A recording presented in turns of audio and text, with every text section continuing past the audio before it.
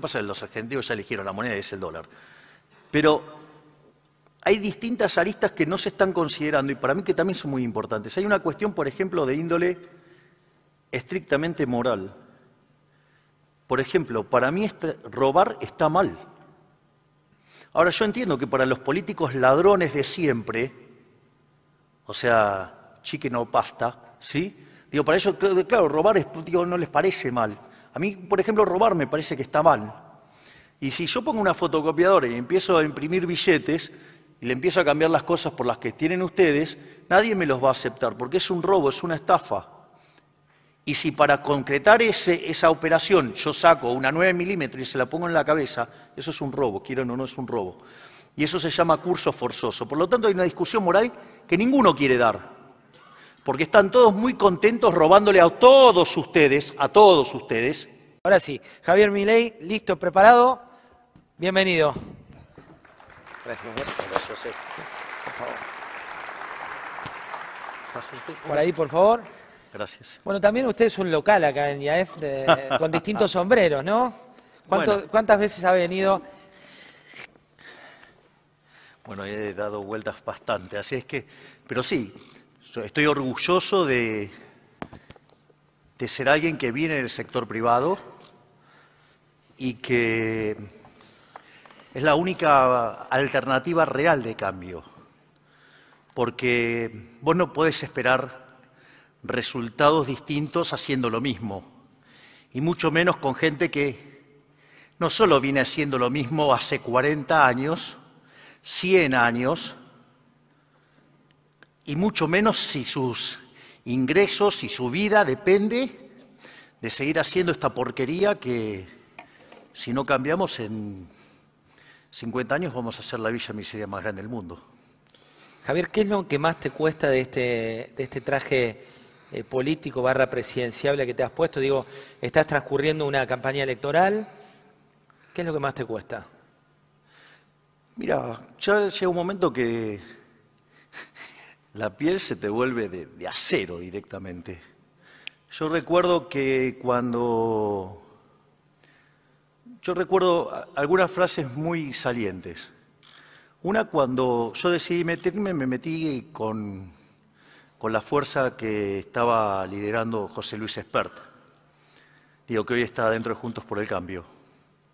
Y en ese momento, una de las cosas que me dijo es, vos vas a entrar blanco y no vas a salir blanco. Aun cuando no hagas nada, te van a ensuciar. Y eso me pasó también con un consultor político. Me preguntó si tenía muertos en el placar. Nos miramos con mi hermana y dijimos, ¿de qué habla este hombre?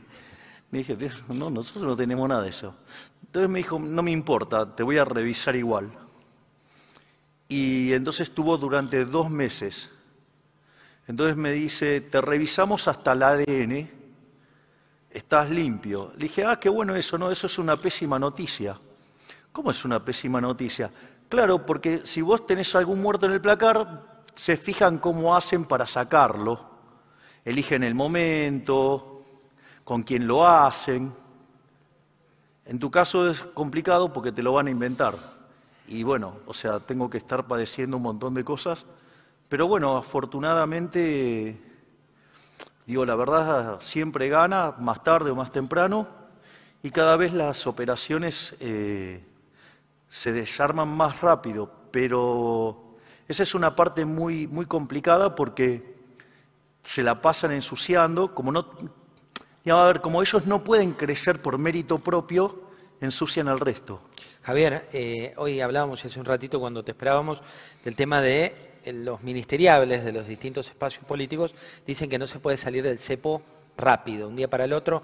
Hay algunos que lo dicen mediáticamente, pero rascas un poco y después te dicen no, es en el mediano plazo. En tu espacio, ¿vos qué harías?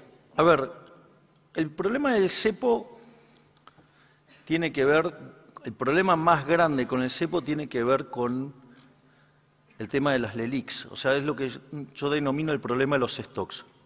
O sea, no hace falta que les cuente que adhiero a la hipótesis monetarista de la inflación, esto de que la inflación es siempre y en todo lugar un fenómeno monetario, pero ¿qué es lo interesante de esto? es que vos tenés un problema de flujo y un problema de stock. El problema de flujo es el déficit fiscal que vos tenés y que lo financiás con emisión monetaria. Es decir, vos hoy tenés más de 12 puntos de déficit fiscal en términos del PBI, 5 corresponden a Nación, donde vos solamente te endeudás por la parte de los intereses y el operativo lo financiás con emisión monetaria. Ese es el problema que vos tenés hoy. En los flujos. Quiere decir que tu problema más grande, ¿dónde está? En los stocks. De hecho, la relación pasivos remunerados sobre base monetaria hoy está por encima de lo que teníamos a inicios de 1989, en el primer trimestre, es decir, la antesala de la hiper. Entonces, cualquier solución que te dice que va a abrir el cepo de un día para el otro, que lo han dicho, bueno, eso implica que con el cambio de portafolio que eso implica te vas a una hiperinflación. Porque vos, si salís de los pesos que no quieren nadie y que están atrapados como consecuencia de los controles, si vos liberás los controles, el cambio de portafolio hace que te vayas a una hiper. ¿Por qué? Porque es un derrumbe de la demanda de dinero. La otra es que vos no lo saques. Si vos no lo sacás, tenés un problema de exceso de demanda en el mercado de divisas. Ese exceso de demanda en el mercado de divisas implica que vos tenés un exceso de oferta en el resto de la economía. ¿Esto qué quiere decir? Que en el mercado de bonos tenés precio de los bonos deprimidos que implican altas tasas de interés y alto riesgo país. ¿Eso qué hace? Te genera un exceso de oferta en el mercado de bienes, es decir, se te desintermedia el ahorro con la inversión. O sea, la gente se lleva la plata afuera y la inversión se te derrumba. Eso hace que, por ejemplo, hoy el PBI per cápita esté 13% abajo, 14% abajo de lo que teníamos en el 2011. No solo eso, eso también tiene una contraparte en que en caída en la demanda de trabajo. Entonces, esa caída en la demanda de trabajo te genera un exceso de oferta en el mercado de trabajo y esto tiene distintas manifestaciones.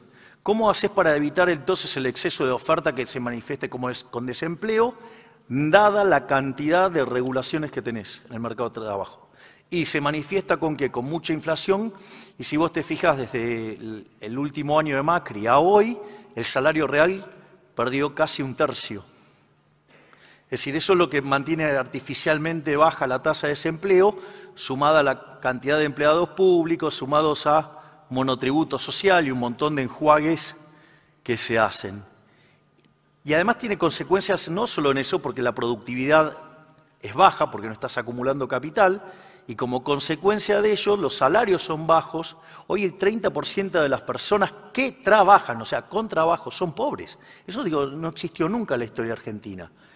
Y entonces eso que se te manifiesta en mayores tensiones, mayores presiones sobre el gasto público, presiones sobre el déficit fiscal, más emisión monetaria, y es un círculo vicioso que termina también en una explosión. Entonces, nosotros, o sea, y esa explosión es, en algún momento vas a tener que elegir entre la hiper o una tensión social insoportable. Entonces, y tarde o temprano, digo, vas a tener que liberar y ahí, digamos, no lo vas a poder sostener. Por eso nosotros lo que decimos es, la única forma de evitar la hiper y evitar este estancamiento que se te genera desde las restricciones del mercado de cambios es justamente resolver de cuajo el problema de los stocks. Resolver el problema de cuajo de los stocks es la dolarización. Bueno, acá te preguntan por la dolarización. Has planteado, y te lo he escuchado personalmente... Viste, en política desarrollé poderes psicoquinéticos y hasta me adelanto a las preguntas. No, ya esa la tenés prevista. Pero ha cambiado también en términos de lo que planteaste, no es de un día para el otro, va a tener distintas etapas. Claro, bueno, hay varias partes de la discusión de la dolarización. Los tiempos es solamente una de ellas. Vos, José, me conocés desde hace años, yo no planteo esto hace 2 días. Y nosotros, en la primer propuesta original, eso está de hecho en un artículo mío en El Cronista Comercial, que de hecho planteaba una solución que implicaba 2 años y medio. Cuando vos mirás la solución de Emilio Campo, por ejemplo, si la haces parecido a Ecuador, tarda 9 meses. En el caso de El Salvador tardó 24 meses. Estrictamente lo que propone Emilio es algo brillante, a mí me pareció buenísimo. que te da la opción, como en el caso de El Salvador. Es decir, en Ecuador te obligaban, o sea, de acá a 3 meses tenés que dolarizarte. Pero claro, tenés el problema operativo de los billetes de baja denominación. Y eso implicó que se tuviera que hacer en 9 meses. Pero en el caso de El Salvador le dieron la opción a la gente que se convierta cuando se le daba la gana. Está claro que los niveles de inflación de Argentina se parecen más a los de Ecuador que a los de El Salvador. Pero esto es brillante lo que sumó Emilio, que es el hecho de que cuando vos tenés 2/3 de la conversión, es como una suerte de referéndum con mayoría calificada, y ahí acelerás la dolarización. Con lo cual es un proceso que está claro que nunca dije que fuera instantáneo, eso lo instalaron, digamos, con operaciones para desprestigiar, es lo que se llama la falacia del hombre de paja. Esto lo hacen mucho y básicamente lo que hacen es o te cortan o te editan lo que decís, o sea, es más, yo les voy a contar algo, que esto es muy divertido. Un día, pero lo hicieron de manera grosera para que se note que era una edición, me pasaron un audio donde yo estaba dando un discurso comunista. ¿Era bastante creíble? No, lo habían hecho justamente con los cortes para que se notara, pero digo que la realidad es que si vos quisieras los podrías hacer bien y lo podrías Además con inteligencia artificial. Exactamente. Entonces, bueno, el otro día lo vi a Rick Astley tocando temas de AC/DC, la batería o la cosa, digo, está claro que era todo inteligencia artificial. Entonces, nunca hablé de que fuera instantáneo. Entonces, y después, si me lo permitís, porque hay distintas cuestiones que hay que mirar de la dolarización, que en realidad es eliminar el Banco Central y que, digamos, los agentes elijan la moneda. Lo que pasa es que los argentinos ya eligieron la moneda y es el dólar. Pero hay distintas aristas que no se están considerando y para mí que también son muy importantes. Hay una cuestión, por ejemplo, de índole estrictamente moral. Por ejemplo, para mí robar está mal. Ahora, yo entiendo que para los políticos ladrones de siempre, o sea, chicken o pasta, ¿sí? Digo, para ellos, claro, robar no les parece mal. A mí, por ejemplo, robar me parece que está mal. Y si yo pongo una fotocopiadora y empiezo a imprimir billetes y le empiezo a cambiar las cosas por las que tienen ustedes, nadie me los va a aceptar, porque es un robo, es una estafa. Y si para concretar esa operación yo saco una 9 milímetros y se la pongo en la cabeza, eso es un robo, quieran o no es un robo. Y eso se llama curso forzoso. Por lo tanto, hay una discusión moral que ninguno quiere dar. Porque están todos muy contentos robándole a todos ustedes, ¿sí? Con el señoriaje, es el primer punto. El segundo punto, que no es menor, es el tema de índole técnica. Supongamos lo siguiente, ¿cuánto vale esta botella de agua? Y no sé, depende, porque si esta botella de agua yo voy y se la ofrezco a alguien que está en el medio del desierto del Sahara con 50 grados de calor en la cabeza y lo único que tiene es, a ver si me compra esto vale un montón. Ahora, ¿cuánto pagaría yo por esto acá ahora? Nada. Primero porque ni siquiera tengo 6, segundo porque ya me lo dieron. Entonces, y esas cosas, ahora, ¿cuánto, por ejemplo, puedo hacer un ejemplo? Yo ahora traigo la mejor botella de vino del mundo, tiene el mejor vino del mundo. ¿Cuánto vale esa botella, ese vino, en una sociedad de abstemios? Nada. Digo, nadie quiere el peso. Nadie quiere el peso. Si nadie quiere el peso, vale 0. Ahí estamos borrachos de tantos pesos. Bueno. Más que abstemio.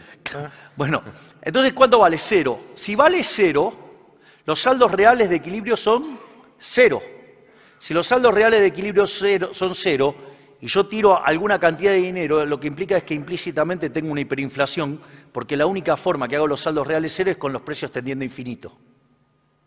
Javier. No, digo, porque aclaro, porque digo, o sea, mis colegas están bastante flojitos mirando condiciones de transversalidad. Digo, se creen que es solamente decir juego no Ponzi. Entonces, otra cosa más. ¿Quiénes son tus colegas ahí puntualmente? Digo, todos los detractores de la dolarización que digo, están bastante flojitos en teoría monetaria, en especial en temas dinámicos. Pero otra cosa más, ¿cuántos políticos vieron, digamos, que se quejan de los monopolios? Digo, el peor monopolio es el monopolio que es de índole legal.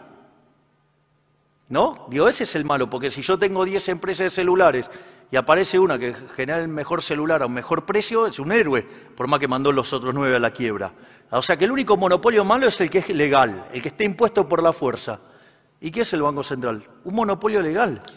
Mirá, Yo entiendo, sí, yo entiendo eso, te juro que te las contesto todas, pero en esto no les quiero dejar pasar ni un milímetro a los econochantas. Entonces se los voy a decir para que tengan claro cómo les mienten mentirosos profesionales que en realidad trabajan para políticos ladrones para robarlos a ustedes. Es decir, porque para ellos yo soy el loco, porque vengo a denunciar cómo los roban a ustedes. Porque yo, digamos, o sea, saben que aunque no lo crean, sigo sentado ahí, porque vivo de mi laburo. Entonces, porque no cobro nada de la política. En ese sentido, otra cosa que también es importante, si vos te pones a hacer lo que hace el Banco Central, vos vas preso.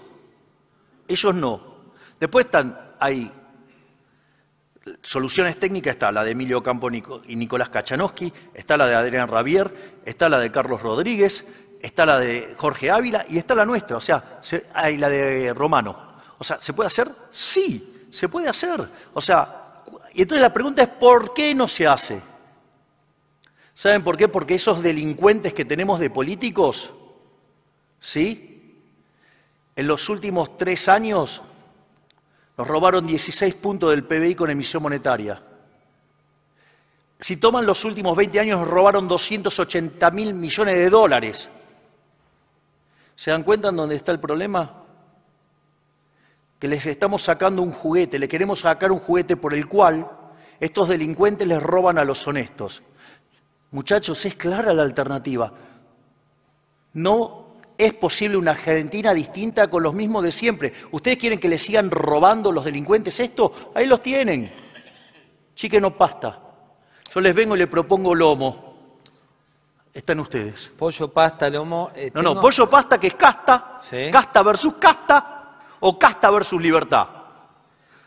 Tengo muchas preguntas de eso. Vos sabés que cuando miro el celular no tiene que ver con que mire mensajes, sino que van sumando sus preguntas. Vamos con un ping-pong rápido, porque acá los tiempos son tiranos y estamos, ya has dado tu definición, se extiende un poquito más, no te pido perdón. Se extiende un poco más.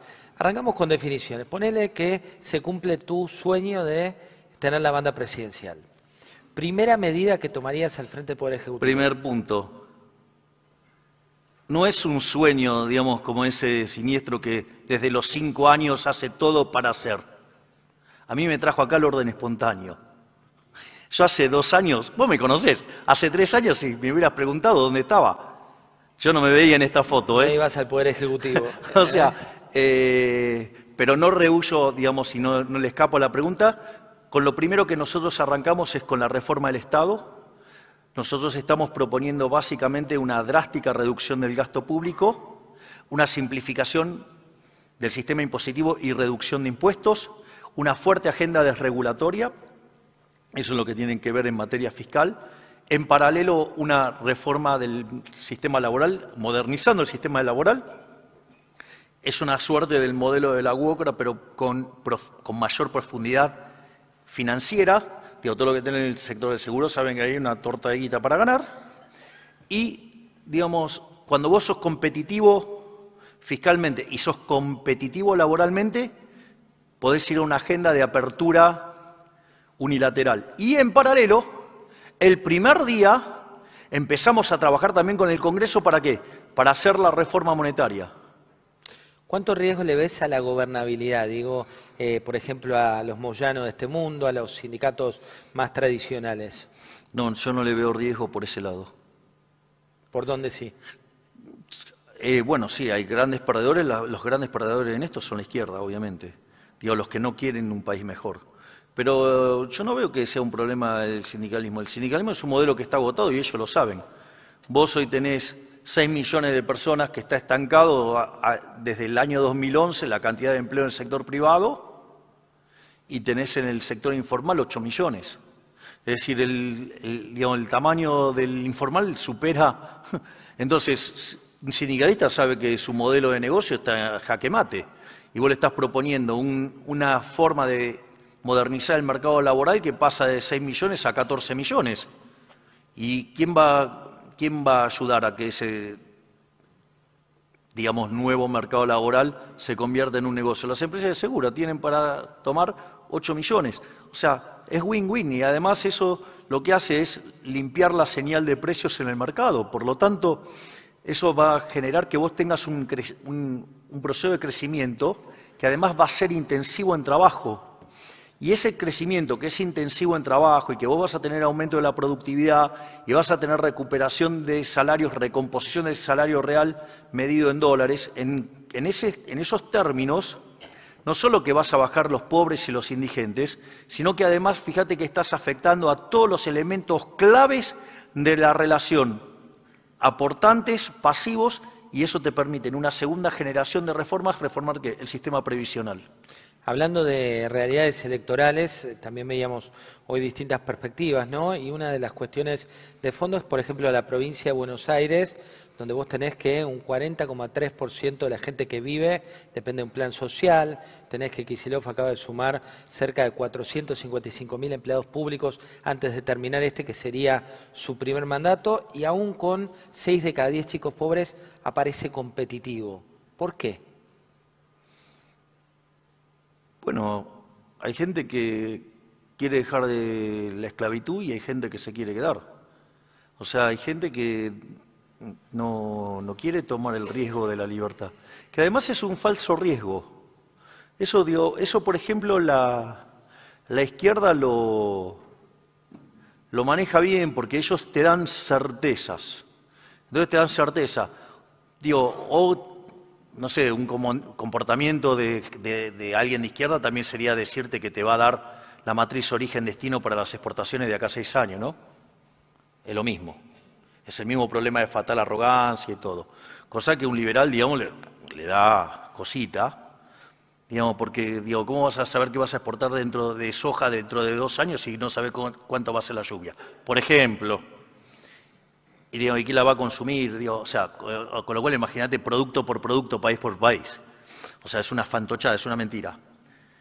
Lo que pasa es que muchas veces la gente prefiere la mentira confortable antes que la verdad incómoda. Ahora, la realidad también es cierto. Yo te hago una pregunta. ¿Vos sabés qué proporción del pueblo judío dejó Egipto cuando Moisés los liberó? No. El 25%. ¿Está claro? Es decir, hubo gente que prefirió seguir viviendo en la esclavitud porque tenía el pescado asegurado. La frase de Milton Friedman, brillante, que está en la Universidad de Chicago, que dice, no hay tal cosa como un almuerzo gratis. ¿De dónde viene? Justamente viene de ahí, de la Torá, porque dice, el pescado gratis estaba mal visto porque era ¿qué cosa? Era recordar ¿qué cosa? La esclavitud de Egipto. Creías que era gratis, pero a cambio de eso que entregaste tu vida. Bueno, hay gente que prefiere la esclavitud. Bueno, o sea, hay que convivir con eso. O sea, hay gente que prefiere ser esclavo y hay personas que preferimos ser libres. Y no solo eso, yo he dado la batalla cultural por más de 15 años. De hecho, vos me conociste dando la batalla cultural. Y al margen de eso, lo cual no hay que nunca dejar de darla, cosa que yo la seguí dando desde el Congreso. De hecho, el video más visto en la historia del Congreso es mío.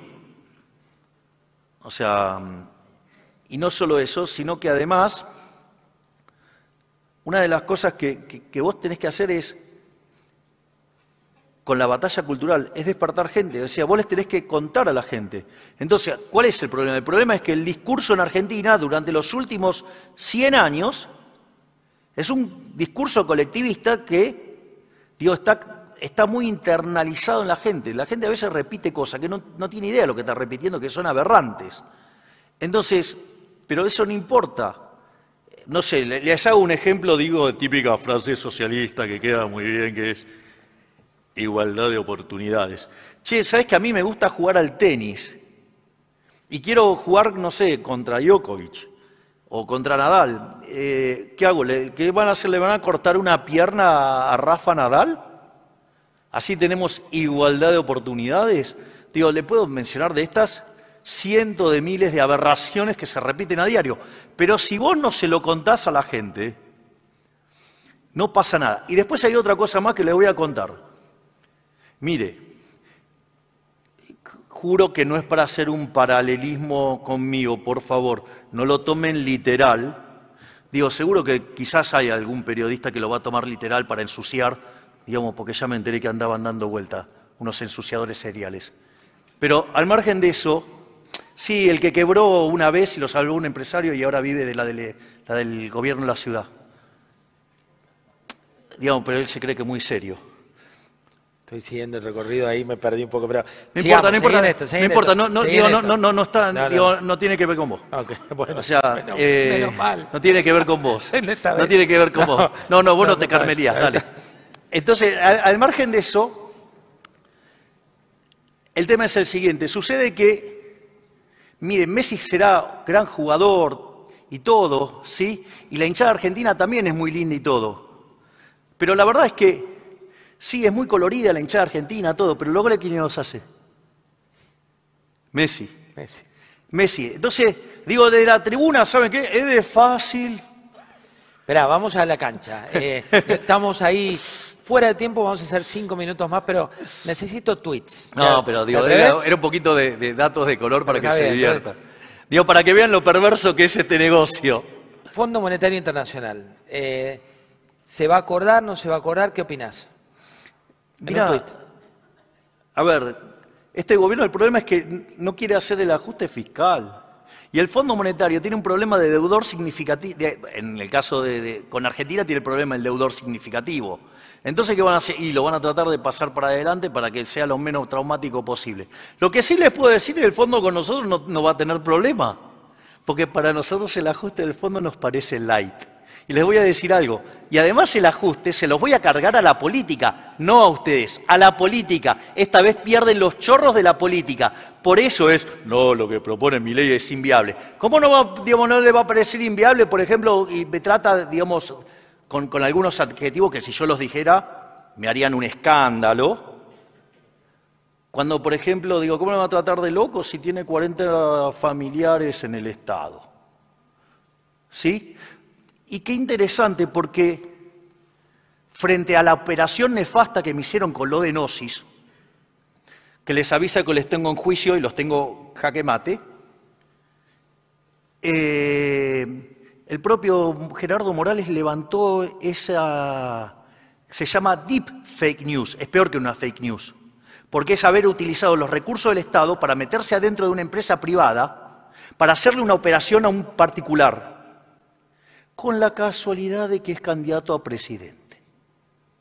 Miren ustedes, se los cuento para que vean lo que es estar lidiando en el barro de la política, pero les aviso que si no se meten, tampoco lo van a cambiar, porque hasta que cuando no les disputan el poder, ellos sí, o se te ríen en la cara.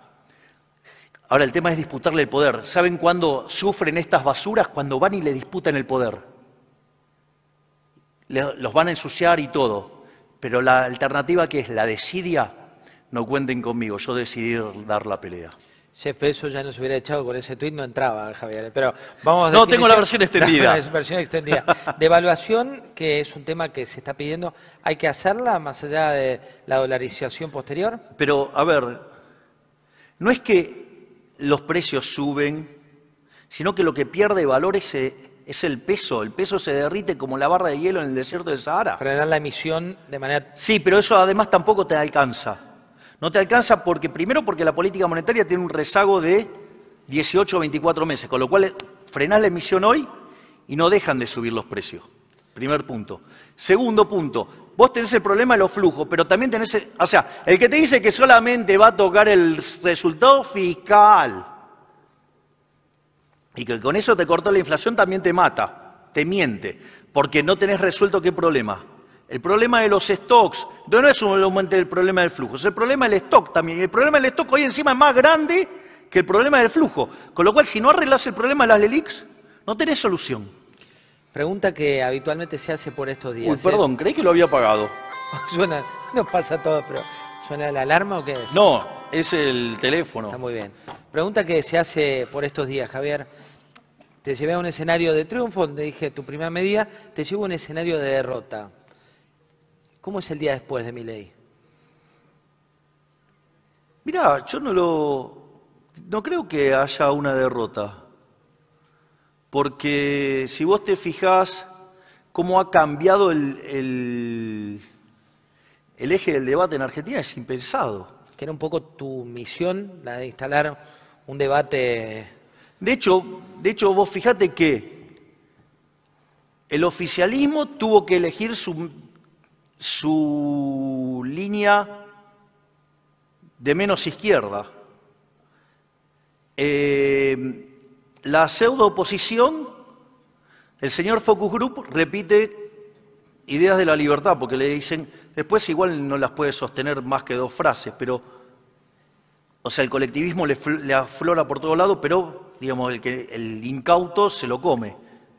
Digamos, el caso de Bullrich también, digamos, trata de tener un mensaje parecido. Ahora, muchachos, en la góndola están todos al mismo precio. Digamos, no compren las segundas marcas, compren la mejor, compren la original, que es la que verdaderamente va a terminar con estos 100 años de decadencia. Si tuvieras que ponerle un título primero a tu vida, ¿cuál sería? Gladiator. ¿Y a esta época de tu vida? Gladiator Reloaded. ¿Y al futuro? El que puso de pie a la Argentina. Javier, muchas gracias. Gracias, José. Gracias, José. Muchas gracias a IAF y nos reencontramos el año que viene, si Dios quiere. Hasta el año que viene. ¿Te sentiste bien?